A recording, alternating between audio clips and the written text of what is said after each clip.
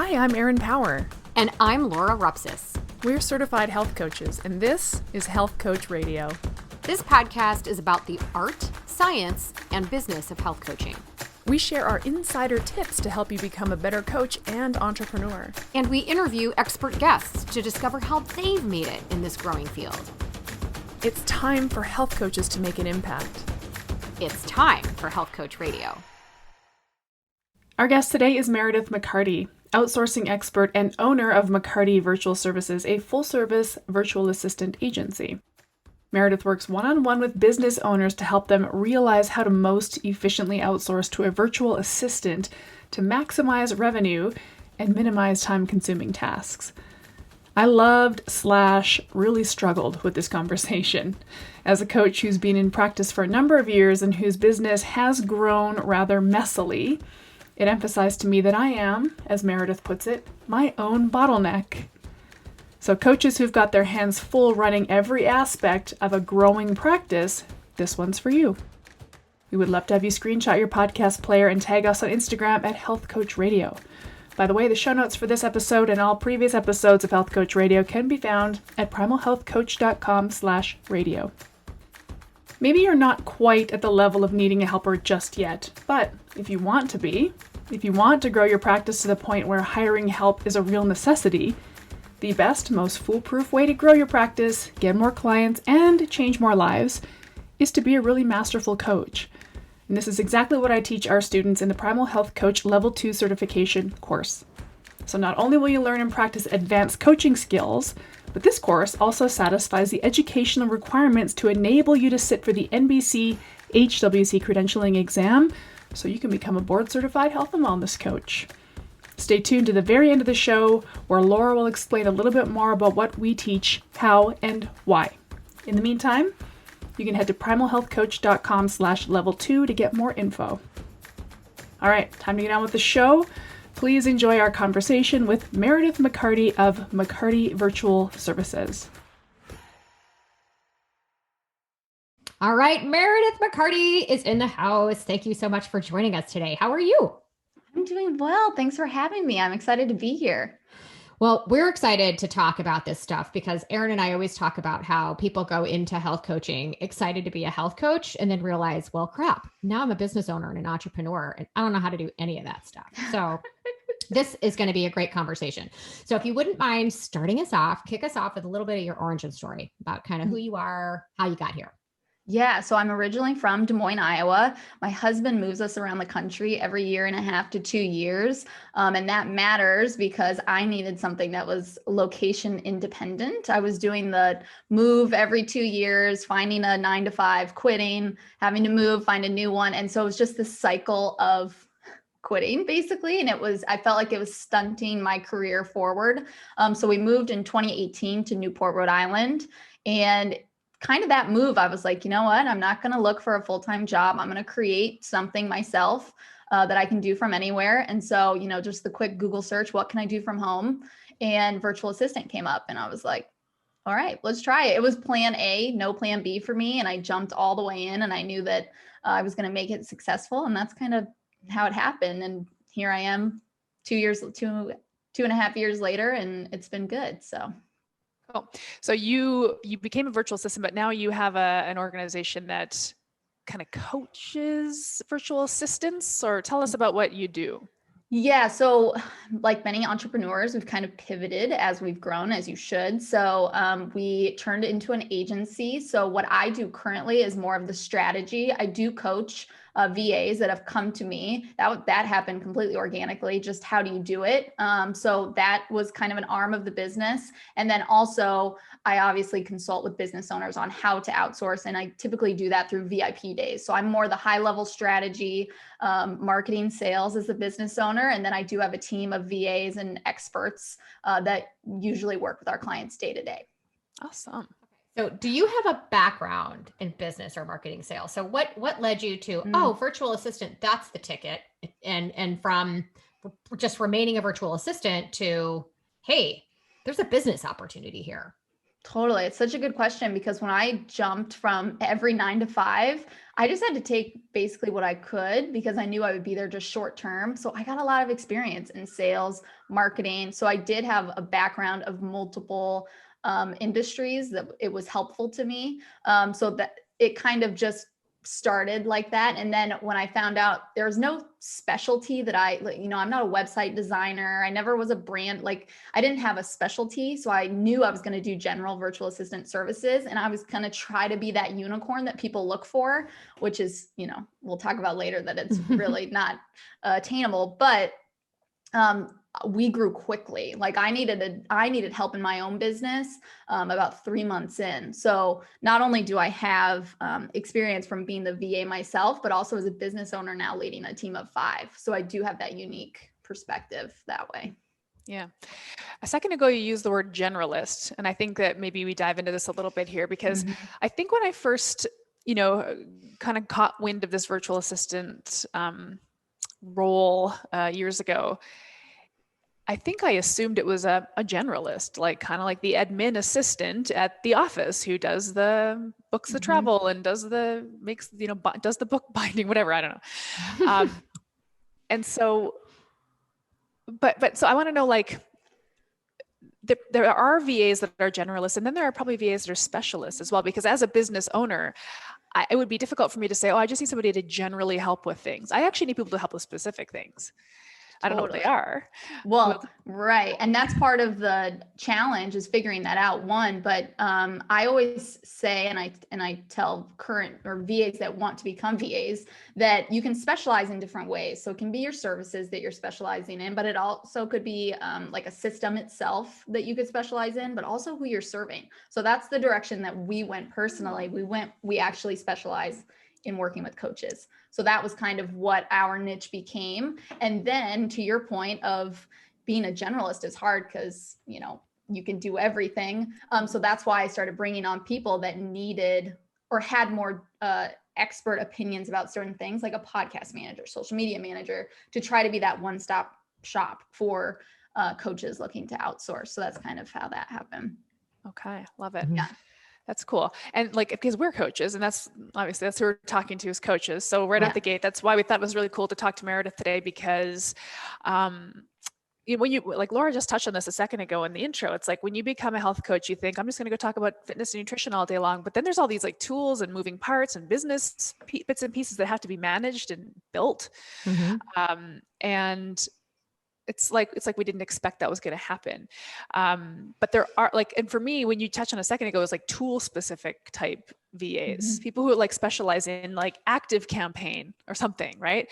I'm interested in that piece because there's certain tools in my job that I like playing with, and there's certain tools in my job I have no hot clue how to play with. And so they're preventing me from starting. So I think let's talk about this in bits and pieces. Like, how about for a coach who's starting out? I don't know if this is a very good place for us to start, but a coach who's starting out and is trying to put the nuts and bolts of their business together, how can a virtual assistant help them? Yeah, so that would be the first step of saying, I always get the question, what do I outsource to a virtual assistant? So what I always tell business owners is to look at, what are you doing on a recurring basis? So a lot of times when, like you mentioned, you become an entrepreneur and you're serving people, and then all of a sudden you're sending out invoices every Tuesday, things start happening organically, recurringly. So look at what that is. Is it weekly, monthly, and just jot that down. And then categorize that into what you like, what you dislike, and just I call them the meh tasks. Like they need to get done. I don't love them, hate them, but they're just there, right? So that's kind of one piece of figuring out what to outsource. And then the second piece is kind of looking at, the number one role as a business owner is to make money for the business. That's right. That's just, it has to happen. So how do you do that? For coaches, the people that we work with obviously are the one-to-one coaches, programs, courses. I mean, there's tons of ways, but looking at that and specifically saying, well, how do I do that? How do I make money for those? Is it sales calls? Is it podcast recordings? Is it marketing? Whatever it is for you, figure that out, because that's the stuff we need to get you to be doing.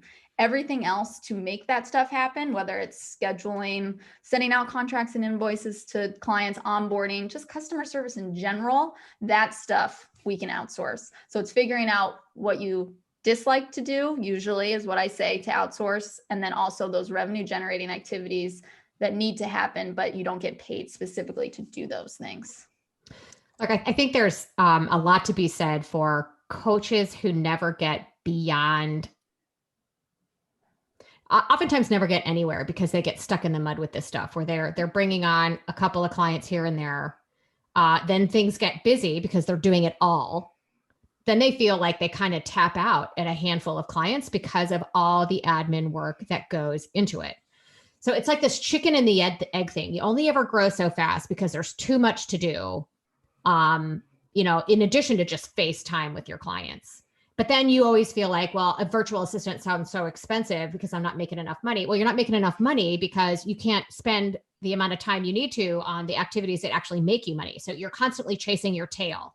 So at some point, you've got to have some belief in yourself and decide you're just going to invest in this as a business. You're going to put your business owner hat on and invest in one. So the question I guess I have is, how do you go about, so you answered some questions about making this list and kind of figuring out what you need to outsource. Mm-hmm. What's the next step? It's because, again, and what I'm looking for, I guess, is just some words of encouragement of how to overcome this hump. Well, I think that a lot of business owners, and of course, are nervous or overwhelmed at the idea of handing over their business to somebody else, because your business is your baby. So I totally understand that it's overwhelming. So I think, and what I've seen with clients, the best way to do that is to be prepared.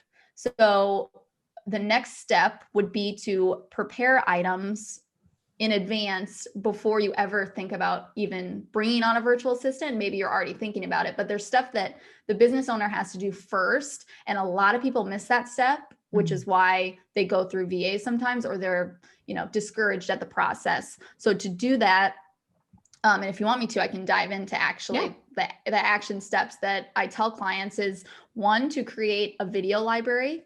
So the power of just recording, I just would recommend like Loom onto your Google Chrome as an extension, and record those things that we talked about that they're recurring, even the ones that you like, dislike. Start recording those and just organize them into a video library. And you know that when you bring on somebody in the future, you already have those ready to go. So that would be one thing. And then second, I call it like the home base. So we need to create a home base for our future team members that they can go to access, like the simple questions. We want to make it so that they have resources so that they don't constantly have to come to you to bog you down. And then you feel overwhelmed. Like, I just brought this VA on, but it's so much work because they're still asking me questions. So we're going to try to avoid that too, the best we can. They're going to ask questions. We want them to. But things that would go into your home base would be like your bio and headshot. That's a simple thing. Your business goals. That's a big one, because we want to bring on team members again that are in line with business goals. So yeah, just stuff like that we can think about. Q&As, like what are some things that that they might ask you that you want to put in there? We want to talk about like a password system. So there's things that we can set up to help us kind of alleviate that overwhelm that people are afraid of when it comes to taking that next step of bringing on a team member. Yes, love that. So I went through the, I've hired a few assistants, like real ones, whatever the opposite of virtual is. In person, yeah. In person, thank you. And so here's my experience, and I'd love for you to just kind of weigh in on how I did this completely wrong, because obviously it didn't work out. But first of all, I hired friends. I didn't do any kind of job application or like apply to be my assistant. You need to have these skills. It was like sometimes it was a past client that had great success. It was familiar with my program. Sometimes it was a buddy who had been a executive assistant and had some experience just doing assistant stuff. So none of them worked. But what was an interesting exercise was I had to write a job description for these people.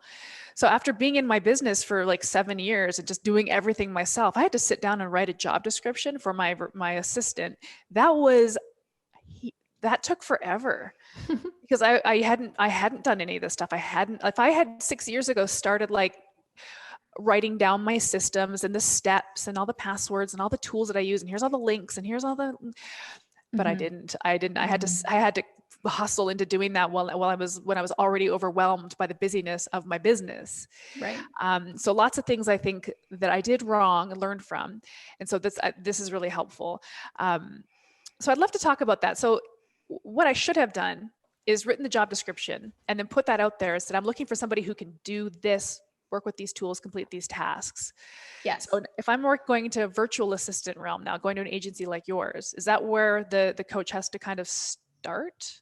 Yeah, so the job description is important of actually like what they will be doing for your business. We're just going to take that list of what we dislike, revenue generating. We're going to add this into the job description. I think probably the number one thing that people miss to add to the job description are company values. That's a huge thing, right? Like the example of if you want somebody to be responsive, but you're hiring somebody that works a 9 to 5, it's probably not going to work out in the long run. But when you get to the point of you're desperate for help like you were, then you're going to be desperate to bring somebody on, even if it's not maybe the correct fit for long term. So we want to talk about the values of the company and make sure that people that are getting hired align with those values. It's so, so important. And also expectations too, putting that out of, do you want somebody to check the inbox every day? Things like that, as simple as they would be. And we still want to make sure that they are aware of that on the job description before they apply. Yeah. Yeah. Those are great tips. And the thing that I feel like I did wrong, and I know I'm giving myself a real hard time here, is that I made this decision from a kind of emotional standpoint rather than a really business minded one. And I didn't get what I needed because I didn't spend the time to ask for what I need and get what I need from the person who has that set of skills. It's like anything. We talk about this when we're coaching and training health coaches. Like, I don't want to work with every client. I work with a certain kind of client. I have a certain set of skills, and the client that needs what I offer is going to come to me. We can't just hire a health coach. We can't just hire an assistant. We need very specific goals and objectives, really. Yeah, I think an expectation of some coaches, business owners, that they're just going to hire a VA that sets everything up for them. And while to an extent that's possible, there's stuff that only the business owner knows, right? Right. So there is work up front to save you work on the back end. And it's how we've seen people retain VAs the best. You know what I love about kind of just the last couple minutes there is if I were coaching a brand new coach, or maybe if I was a brand new coach and I'm listening to this, or maybe I'm somebody who's interested and I'm thinking a lot. This is kind of like an aspirational thought process.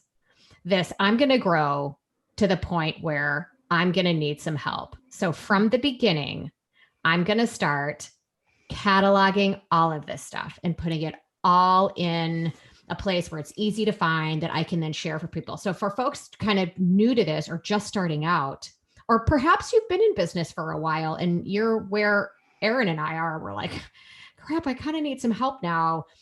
It's important to go back and do some inventory and have this aspirational point of view, whether you're there or you wish to be there. Make the assumption that you're going to be there now and start cataloging all of this stuff now so that you're prepared and you don't get to this point where you're chasing your tail. You don't feel like you can grow because you don't have time, but you don't have time because this whole big vicious cycle. So tip number one from all three of us here is whether you're brand new at this, whether you're just thinking about it, or whether you're on your way, stop what you're doing right now and start cataloging all of this stuff and start thinking aspirationally about being where you want to be. You're going to get there and be ready for it.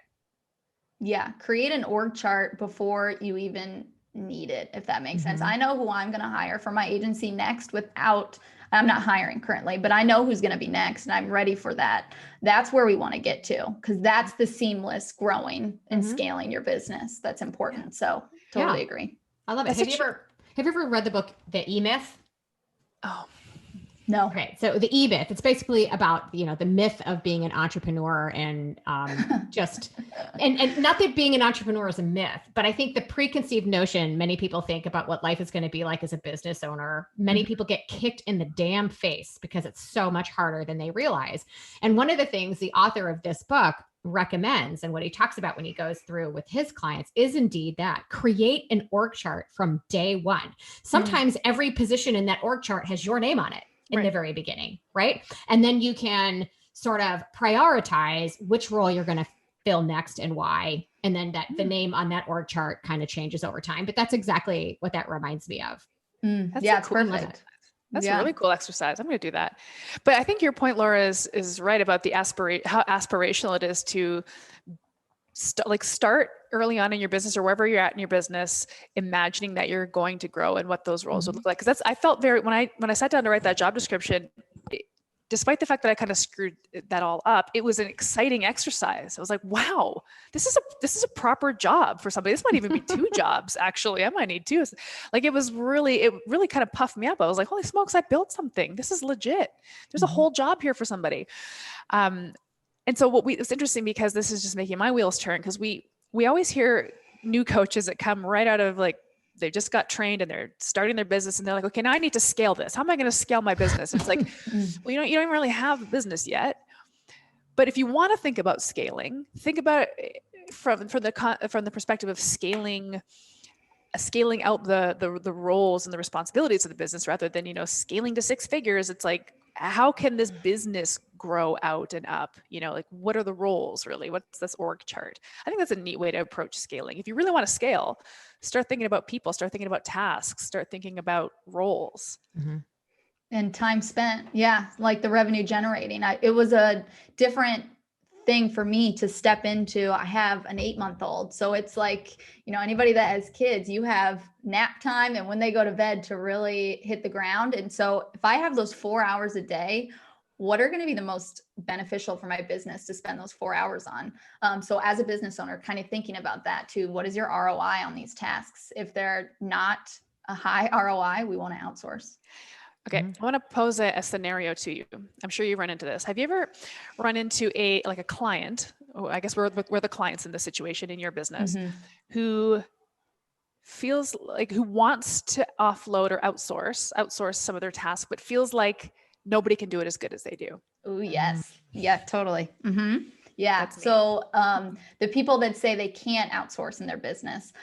So I would say, why do you think you can't outsource it? So one, we're going to set up systems because anybody can do it. And anybody can do it. We're going to make sure. But also it's almost like a martyr thing, right? Like, yes, just the martyr of, well, I'm going to do it. I'm going to check it off. So yeah, it's definitely a mindset thing that you have to work on for sure.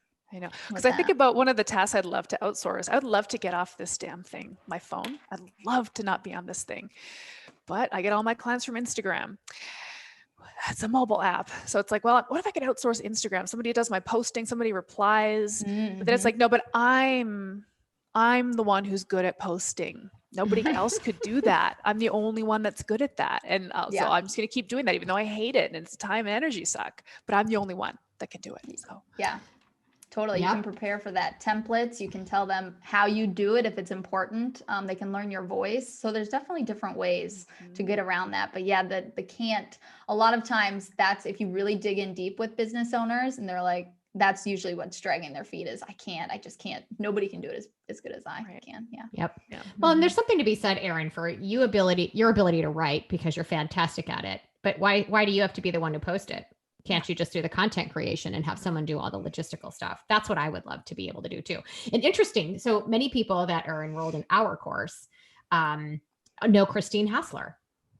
She's got someone who outsources all of that stuff, including some of the revenue generating stuff. Like she's got someone who does her closing, who does some of the onboarding calls, and she's a closer. She does the sales calls. Meanwhile, what Christine is doing is she's the face. She's also doing revenue generating activities, but different ones. She's got her podcast. She's got all these other things that she does that draws people in. And then once they're in, she's recognized that's not my superpower is closing people. And she hired somebody else to do that for her. And it's been, wow, right? Gangbusters for her.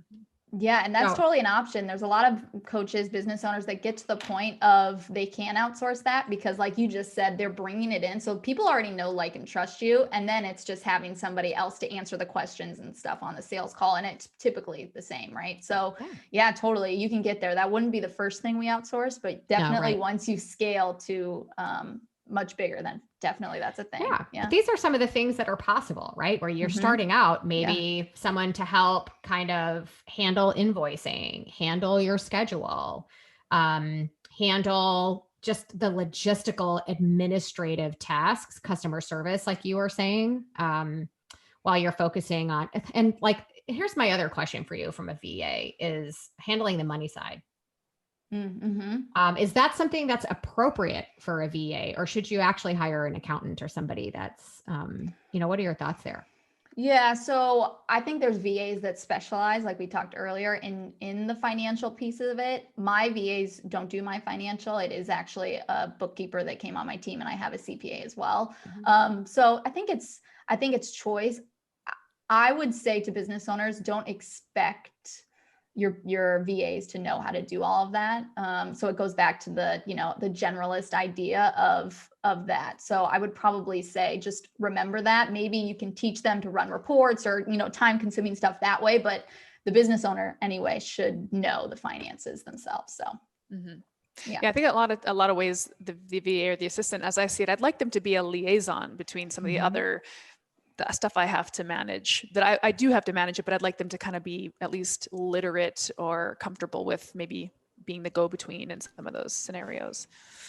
Yeah. Okay. And when you retain a VA, that's the whole idea, right? Then you retain the VA, they get to know your business better, and then they're going to be maybe your project manager or your online business manager, and then they can bring on more VAs for them to manage. And then again, you're kind of out of that day-to-day managing. So yeah, there's a lot of things that you can do. I like that little hierarchy you just kind of like quickly illustrated there, because I think another maybe misconception about VAs, or maybe it's not a misconception, but one sort of expression of the virtual assistant relationship is, oh, this VA has like 8 different clients. I'm just one of many people that he or she is working with. And what if I want my VA to be my VA? I want them to be on my business only. Yeah. So is that kind of how does that work? Is it sort of a little bit of both? There's people who do both kinds of things? I would say if that's the case, you just have to pay them to be your only.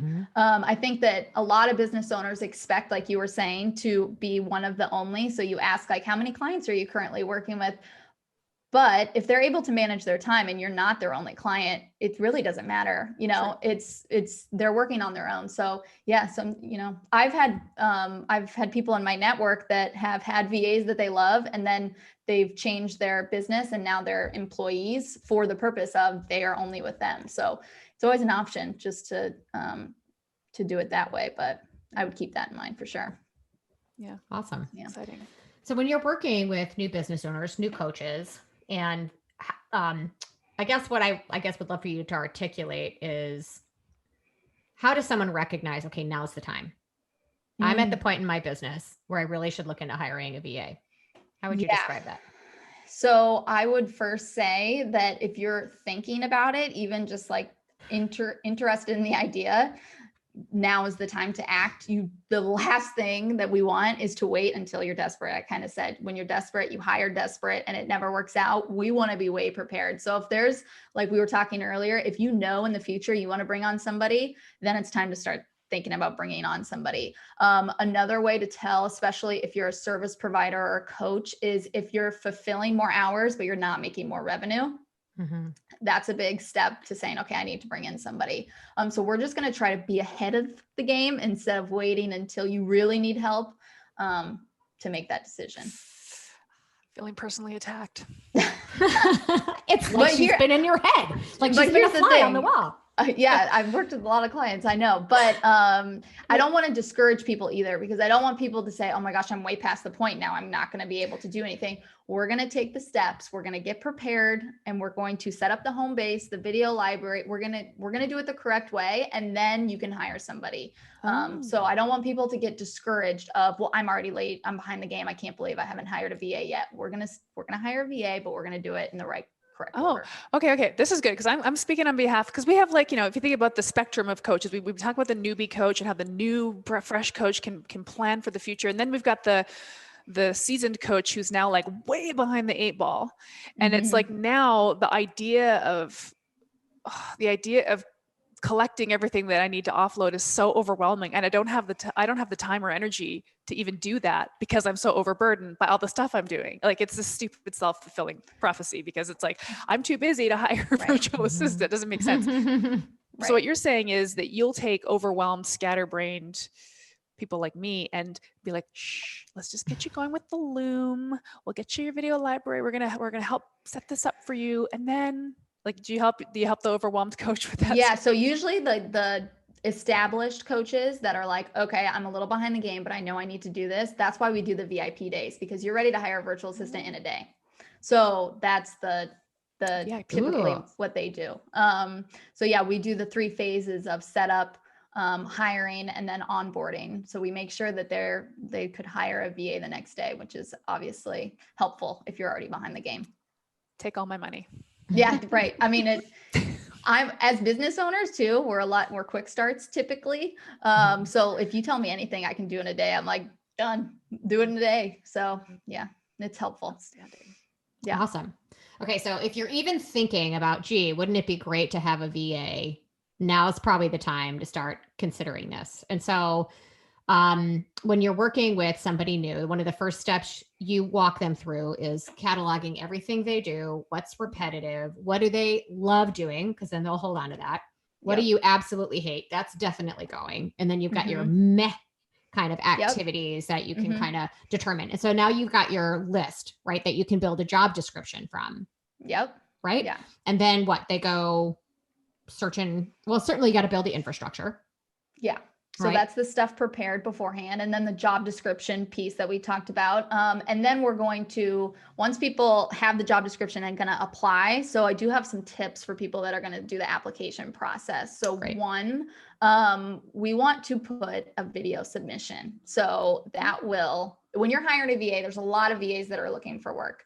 The best way to narrow that down that I have seen that cuts literally the submissions from 70-75% is asking for a 2-minute video of why they want to work with you, whatever it is. So it's just that extra step. We want to see who's going to go above and beyond to really want to work with us and in that. So that will help.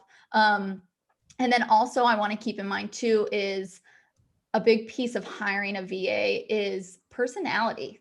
That's important. So the values, right? But personality, you're going to be working with them day to day. You can teach anybody to do a system because, right, we've already set all that up, but we want to make sure this is a person that you enjoy working with on your team. So that's important too. So that video helps with that. And then also I like to ask for personality assessments. So if you're into the Enneagram or the DISC or whatever it is, I want people to tell me on their application what it is. I am a 7 on the Enneagram and I'm a high dominant in the DISC. I'm probably not going to hire a high dominant to be on my team because we just wouldn't work together well. So that is also something that can help weed out. And then I usually use a Google form, and that way I can just turn off submissions, download it, and then, you know, you could put a budget of whatever your assistant is going to make, and then people will still apply even if it's out of the budget. That's okay. We'll just organize it, and you can weed out applicants fast and get the top 2 or 3 to move on to phone interviews. Really specific tactical question. What kind of budgets are people having for this type of work? Yeah, so it does vary a lot. It varies on what you want to outsource and the level, you know, are they a beginner VA? Are they an expert VA? Do they have a team? So it can range from, you know, I usually tell VAs that I coach, don't do it for less than $20 an hour, just because you're a business owner and that's what it should be. But I also don't want to get hooked on the budget so much, as I think business owners have the idea that they have to hire an assistant at 40 hours a month, which is not the case. So if you are worried about budget, you can always just scale back the hours too. And there's also VAs, like, we don't work off hours at the agency. So it's just based off what they want to outsource. So it does vary. Yeah. Yeah. I think about that because when I hired my buddy, I gave her a monthly I paid her every 2 weeks, a couple $100 every 2 weeks, but I didn't specify that the expectation is this many hours. I was like, the expectation is these tasks are done. Ooh, yeah. Thoughts Yeah. on So that? probably on her end, I would have been weary, right? Like, well, you're only, how much am I going to have to do? So yeah, it's going to be based off the VAs and what you're looking for. And again, if you're looking for fine with a beginner, or you want somebody in an agency or works with coaches, that's what they do every day and that's their specialty. So it's kind of up to you. Yeah, that's interesting because, my thought process, and maybe that's because I've had a lot of autonomy in my professional career for a really long time now. And look, as long as I get stuff done, like how many hours I'm working doesn't really matter. And I would feel that same way, that I would put a value on, as long as this person can accomplish these things, this is what it's worth to me. I don't really care how long it takes them, or unless of course it was some sort of task that, not so much how much time it takes them, but when it's done by, like deadlines or whatever. But as long as stuff got done, whether it took them 5 hours because they're unfamiliar with a system, or 1 hour because they're an expert at it, the value of taking that off my plate is kind of X amount of dollars, So I could see myself being comfortable with that versus paying someone hourly where I got to like think up stuff for them to do so that I get my time's worth kind of thing, I just don't know how that's manageable for another person. What are your thoughts around that? Well, I do want to say too, when it comes to hours, we don't want to punish people for, like you said, being good at their job, because you are going to bring on a VA and maybe they are going to start doing a task for 5 hours and then they're going to get better and only do it for 1 hour. So that's why we, and also that comes with scaling and same thing with coaches. You only have so many hours in a day you're going to fulfill, right? So we don't want to necessarily always do the hourly, but so yeah. What was your question before that? I went on the tangent. Just kind of thinking through from a budgetary standpoint, but then again, I just think so many of us are stuck in this hourly paradigm. It pops up everywhere. And when we talk to our coaches about their own pricing, don't think of it in terms of, especially face-to-face hourly compensation. That gets very old very fast and you run out of hours, right? We recommend pricing yourself based on the package or the program or, the product that you're selling. And so I could see, I feel very comfortable in that realm too, saying I'm willing to pay X amount of dollars to have somebody accomplish this for me. Right. And then as that VA perhaps grows in skill sets, I have another task that to me is worth X amount of dollars a month to get that accomplished or what have you. And it can roll up into an income, but how much time they actually spend doing it, if they get better and better at it, right. I would rather they be able to go enjoy time with their kids or go ride a horse like Erin or whatever. Boom. You take on other tasks and make more money. Right. Exactly. I think that's the important piece, is just focusing on, instead of like the hourly and all of that, is if you don't have to do X, Y, and Z, you're able to have time to make that extra money and that extra revenue. So that we've kind of talked about that before, but I think that's the important piece to think about, because if you don't, we're talking about, you're just kind of on this hamster wheel of like, nothing changes, something has to give. Right. So that's kind of the whole idea. And nothing would piss me off more, paying somebody hourly and stuff still isn't accomplished. Yeah. That would drive me crazy. Yeah. I wonder if you coach the business owners like on this stuff, because the reason why I asked the question about the budget, and I knew it was going to be kind of a nebulous answer, but it's sort of like, I know how much money I typically bring in my per month in my coaching practice. I mean, it varies a bit depending on, my kind of how I'm kind of hustling and stuff, what I have in market, but I know it's roughly between this and this. And of that potential income, I'm comfortable carving off this much to pay somebody. But what I can't get clear on is that once I carve off this much of my precious income, because I have a scarcity mindset, once I carve off this and I give it to somebody else, what I can't get clear on is then how am I going to make, how is that going to help me make more? Like, do you help coach, or do you have resources maybe to help coaches see that when you take away these meh tasks, these tasks that are draining, that are non-revenue generating, and you now have the time freedom to get into the revenue generating activities, that whatever you're paying your VA comes back to you many-fold? Correct. Because as a person with a scarcity mindset, it's like, I want to claw back every cent. I want it in my little hands, right? I'm not really willing to let go of it as much, especially because I had a bad experience, because I did a bad job hiring an assistant. It didn't pay off because I didn't do a good job of it. That's on me.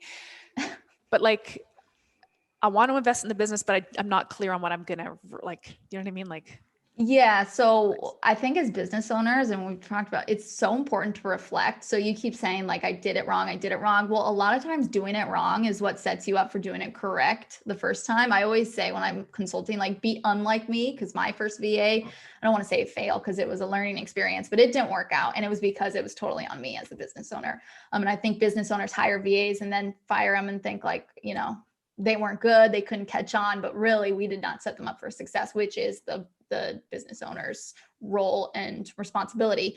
But with the scarcity mindset piece of it, it would just be going back to those revenue generating activities of like, okay, these are the items that make the most money. So if you're handing off, we'll go to the one-on-one coaching example. So we're going to bring on a VA that helps us client management. So you're having a sales call, they're signing up to do one-on-one coaching with you. You have the VA take it from there. So they do the contract, invoicing, scheduling, customer service, all of that. And so that hour or 45 minutes or whatever that you would have spent onboarding, not to mention the customer service that it needs, you're going to book another sales call, right? So then you just made that revenue back, probably what you would pay that VA, but depending on your rates in 45 minutes. That's true. So we just have to think about that and think about if we're giving up the stuff, something has to give. So we're giving away the stuff that needs to happen that doesn't make us the money, so we can focus on the activities that does make us money.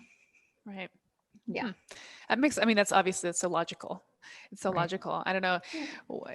I think that's maybe to kind of Laura's point earlier, like having been in the workforce for so long before getting into entrepreneurship, maybe that's where kind of my personal disconnect is, because part of me is like, oh, if I could outsource this to a VA, then I could relax. Right. What's the value of that? Right. What's the value of more time with your horses and your husband, or the value of, in my case, with my children or whatever. So I was just going to say that. Yeah. Sorry to interrupt you. I was just going to say that it's priceless, right? Filling your life with getting rid of the things you don't like to do to fill it with things that you love, that bring you joy. That's priceless. To me, that's worth it. So that's also important to think about. Huge. And here's where my mind's going with this. Cause I hear this a lot because I act as admissions director for our course. And I talk to a lot of people that are currently working a full-time job, make pretty good money doing it, but they want out of that career. So they're going to start something on the side. The idea is that it grows to the point where they can now transition. You want to know how long that freaking took me? Like almost 5 years. 3 once I really got serious, but for a couple years, I had no idea what I was doing. But because I already had another job that was actually paying me income, the value of actually hiring a VA to help me with all the other stuff, so that second sort of, like, if I really treated it like a business, that it was real, even though, so in my head, it's my side hustle. But if from a mindset shift, this is going to be my career moving forward and I need to invest in it. And now I should be investing in a VA because I have some stable income from this other job right now that can help remove all those things, so that when I do have free time and can focus, I'm doing it on revenue generating activities. So, for those people listening, and I know there's a lot of you that are in this boat, you're working another job and you're trying to get this thing up off the ground. If you've got that extra income, this is a great place to spend it now, so that that side hustle can grow faster and you can make that transition faster. Correct. And talk about, if you didn't have help and you were doing the side hustle on a 9 to 5, think about the burnout of just, you work your 9 to 5 and then from, 7 to 9, you're doing your side hustle. You start to lose the joy in it, like we've talked about. So yeah, totally. If you have the extra income, that is a great way. And another point too, that I was thinking about when you were talking, is that how nice would it be to know that your business is running when you're not involved, right? I know that I could take tomorrow off and be with my family to do whatever, and my clients are still going to be served. My clients are still going to get their questions answered. Things are still going to be happening to make sure that I am able to make that money. So you don't want to be the bottleneck in your business of you can't make the money without you. And so there's always somebody that we want to make sure that can do stuff too. Meredith, Meredith, I'm feeling very triggered. I'm so sorry. This is good though. This is the first step, right? Of like, I do an assessment scale with business owners. I'm like, where are you at on the assessment scale of, I'm thinking about hiring a VA, and there's a bunch of questions I go through, and then like, I need a VA yesterday, and it's not to overwhelm. It's to say like, I have to change something or things will never change. Yeah. Well, you just described being the bottleneck in your business, and it got me right in the heart. It's like, oh yeah, that stung. I definitely am. Like it literally can't scale because I don't have the time or energy. Like I'm done. Yeah. Right. Fully saturated there. So it's like, this is where it stops unless I get help. So anyway, again, I'm speaking to the overwhelmed seasoned coach, and but this is important for coaches at any stage in their business. You don't want to get to the point where you're the bottleneck in your own dang business. Like that's frustrating to recognize that in yourself. Right. And when you're trying to build a business on the side while you're working full time doing something else, you're going to get there very, very quickly. And I wish, like, there's hindsight's always 20/20. I know that's a cliche, but it's a cliche for a reason, And so what's interesting in my situation is I moved from Illinois to Florida, and I'm redoing my entire business. This is a do-over opportunity for me to actually do it right now, the second time around. So I'm giving myself some grace. This is my foundational period right now. I'm just getting my infrastructure in place so that when I am ready. So I've already taken notes. Loom. I love that. Yes. Wrote down home base so I can start getting this stuff up and running. And then we can reach out and be like, okay, I'm ready. This is, what's my next step? So you mentioned something about a home base. What does that look like? Yeah. So the home base is going to be like in your Google Drive that you share with your team, that they can access things that they might need you for, or just like stuff in general. So like I use the example of business goals. That's important to have in there. Your headshot bio. Another thing is like affiliate links. So I have my affiliate links in there for my social media manager to be able to go in there and grab them if she needs to post about something without having to come to me. So just thinking about the things that your team would need access to, like workflows, that's a huge one. We want to have workflows in the home base of how stuff's supposed to be getting done. And again, you're going to take those videos and once you write out your workflow, we're going to put the video there because we have VAs that are going to come onto your team that can read and implement. And we also have people that like to watch videos. That's me personally. So we're going to kind of just be ahead of the game. We're going to cater to everybody when with that. So just stuff that you would think about, like they're probably going to ask me for this. We're going to put it into home base so that's accessible for everybody. Nice. Yeah. That's cool. This is so cool. Is your agency taking new clients? We're always, well, that's the great thing about an agency, right? We're always taking new clients, which again is the point of, I couldn't do that when I was just a VA by myself. It was, you hit a time block, you hit a revenue ceiling, and that's, unless something changes, it is what it is. So yeah, I'm always struck by like how those patterns perpetuate or permeate. Like it's almost like, for example, the coaches that we train and mentor want to be successful quickly. Like how can I make this go faster? And it's like, what if a client was asking you, how can I lose weight faster? How can I get healthy faster? You'd have to say the same thing to them. This takes time. This takes effort. You got to put one foot in front of the other. It's so funny how we can we can be coaches and we can coach, but we're so sometimes reluctant to be coachable a little bit. Or maybe just a little closed-minded. So it's really nice to have these just like awakenings and ahas from folks like you that are just sharing your zone of genius with us, so we can see that we have to be willing to, I don't know, explore options, broaden our horizons, get comfortable with handing things over and stuff. Yeah. And I'm unfortunately not a mindset guru at all of, some of the things that people have to work through, but like outsourcing is so fun. I think a lot of people just get so scared, but it can be fun and it can be seamless. And a lot of people outsource and don't even realize it. Like if you do have a cleaning company that comes to your house, that's outsourcing. If you're picking up groceries, that's outsourcing. You're already starting the process of outsourcing. We're just going to do it in your business so that you can spend time doing things that either make you money or that you love. So it's fun. It's fun to be able to outsource and do that kind of stuff. So I'm glad to be speaking on it. So what made you decide to specialize on working with coaches specifically? Is it because we're all just a big hot mess and none of us know how to be entrepreneurs? We're all guilty of this stuff and you're like, ooh, this is a prime market. But No, what made you focus here? It kind of just happened by chance to the fact of like, I looked at when it came down to specializing, and again, I spoke about I wasn't specializing in service or system. It was who I specialized with. And I just looked at my client roster of it's like coaches are drawn to work with me. And a lot of that came from referrals, right? So if you're working with one coach and they're in a program, they're going to refer you to probably everybody else in their program if they're looking for VAs too. So it just organically kind of happened that I just was the VA for coaches and their circles. So that's kind of what grew us quickly too, as well as the referral. But also I just love working with coaches because they help people. And so I have a background of nonprofits and it's all about just helping people. And so like the coaches I work with really change people's lives. And I love that. That's something I really like working on, whether it's the launches to the services they provide when it comes to launches, programs, courses. Like I eat that stuff up. I love talking about launches, strategy, all that kind of stuff. So it happened organically, but it was the right fit. Yeah. Yeah. I think to summarize one thing that when we think about entrepreneurship and, maybe making a big career pivot or starting something new, there's an element of it being daunting and overwhelming. That's just kind of inherent. Mm-hmm. But then there's also this what gets overlooked is like, it's also supposed to be kind of fun. Like you're your own damn boss. You're not reporting to some guy in a suit, right? Right. We're forgetting that we're supposed to be having fun and really enjoying what we're living our passion now. And it's not meant to be a slog every day. It doesn't have to be. Right. But, the joy of entrepreneurship is often, it's lost because we're busy in the overwhelm. Totally. Right. Yeah.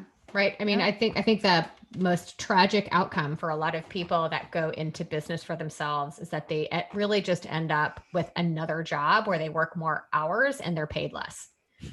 And I just think that's so tremendously common. And it's why so many small businesses fail so early because of that entire notion. And so for new coaches or people coming online, so maybe they're established coaches just new to hiring a virtual assistant, or new coaches that don't have a big budget, where would you suggest they start? Like any particular activities that you see really common that are just a colossal waste of time that people feel relatively safe unloading, so that they can create some space for themselves?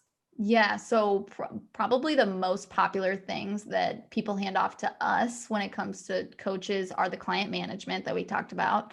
Client management, podcast management, social media management we talked about earlier. Those three are probably the most popular. Just marketing maybe in general, like email newsletters. We're big in repurposing stuff. So that just saves the business owner. They do one interview like this and we turn it into social media posts, blogs. So it's really hard to come up with content constantly. So that's popular. Yeah, those are probably the most popular. And I would say depending on where you're at, again, in the VA hiring journey, if you're an established business owner and maybe, you still have a little time to be fulfilling stuff, but again, you're hating what you're doing, that would be the first thing that we're going to outsource is just the stuff that you dislike. But if you're really just kind of doing the revenue generating stuff anyway, then you're going to give away those admin tasks. Yeah, absolutely. So Erin and I, when we speak to coaches getting started, the number one thing that has them completely freaked out is marketing. Completely freaked out because they don't understand it. They're afraid to put themselves out there. They don't understand how it works. Are you finding that you've got more and more VAs that have some experience there, moving or people that are coming into that VA space with that kind of background? Yeah. So when we do like the marketing packages specifically, we have, the newsletter piece, the social media piece, like marketing is obviously a huge, umbrella. So our people work collaboratively because again, there's not maybe one person that specializes in doing, again, all the things in marketing. So they work collaboratively to do that. But yeah, there's VAs out there that will specialize in, pretty much anything that you need. So yeah. Well, well, I'm sold. I'm sold completely. If anybody else is listening and is sold, where can they learn more about what you offer in your agency? Yeah, so they can go to our website is the best place, McCarty, McCartyVS.com. That has all the information about whether it's the VIP day or the monthly services, what would probably be the best fit. I'm on Instagram a lot, so that's McCarty Virtual Services, LLC. And I feel really cool because now I'm on Clubhouse. So if anybody's on I just signed up. Clubhouse, What? I don't even know what that is. Oh my gosh, I'm so Oh. behind the times. it's like invite only, very scarcity, like it's Clubhouse. really hard to find. Yeah, so I'm on there Wow. as McCarty VS. So So definitely it's like this like private invite only social media thing? So it's like when you join, you only have one invite to give unless they give you more. So it's like just not very many people. They're still in beta. They haven't launched it completely. But it's basically like a live podcast. It would be like us having a conversation and somebody could raise their hand and jump in on the conversation. So it's audio only, no video, pictures, anything like that. It's interesting. It's pretty cool. Awesome. So, wow, I got to look that up. So do you guys do you get together just at a specific time, or is it this ongoing thing and you happen to pop in and catch up on the conversation? So they call them rooms. So you can schedule a room. Like we could schedule a conversation for Friday at 10 a.m. about this, and people show up if they want to hear about it, or we organically could say, let's do it in 5 minutes and jump on, and whoever's in it can jump in, or you can ping people saying, I think you'd be interested to join us. So yeah, it's kind of the new social media. Yeah. That's cool. Yeah. I like it. Oh, what a time we live in. This has been great. I've really enjoyed this, Meredith, and it's filled me with hope, and it's exciting. It's pretty cool because health coaches, we get into this, health, fitness, nutrition coaches, we get into this to help people, and sometimes we lose ourselves a little bit. And so I really love just learning about folks like you that are helping us connect back to what's important to us. Of course. Yeah. Thank you for having me. It's so important, right?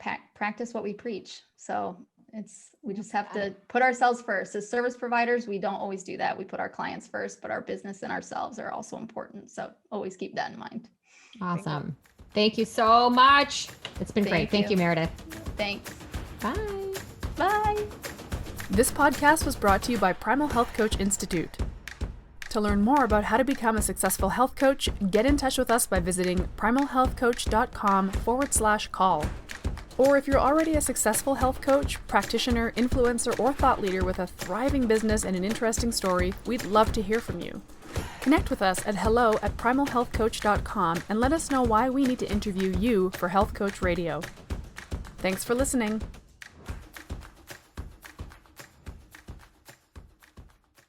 Well, if you've been listening at Health Coach Radio, you'll know that we're all about raising the voices of practicing health, fitness, and nutrition coaches, but most importantly, helping to further legitimize this exploding industry.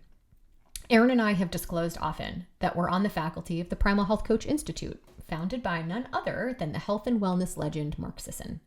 And we've interviewed dozens of guests from just about every different health coaching program you can think of, and who practice in just about any conceivable way you can think of.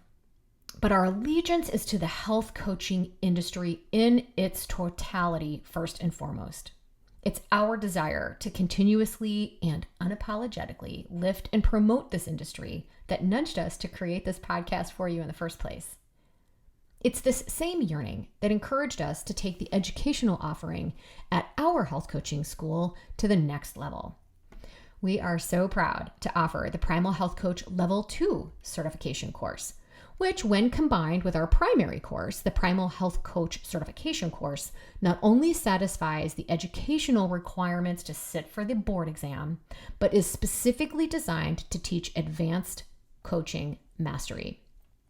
You will work closely with a small class of peers through this 12-week, very intensive, live online classroom experience to learn how to execute a coaching relationship that is truly transformational. You'll learn and practice how to ask powerful questions, what it means to hold space for your clients, but most importantly, how to actually do it. You'll learn about the craft of motivational interviewing and the nuances of habit change, goal setting, and accountability, and how to nurture your client's own inner knowing, their intuition, and their own self-efficacy, so that they will graduate from your care a truly transformed person. You want a big, successful, powerful coaching practice. And maybe you're devouring our episodes looking for the silver bullet that's going to launch your business into the upper echelons. We've said it a million times and we'll say it again. Your coaching skills are what will make or break you and set you apart for success in this field. So if you're looking to level up your coaching skills and maybe dial up your credential and become a board-eligible health coach, look no further. You can learn more about PHCI's Level 2 program at primalhealthcoach.com/level 2.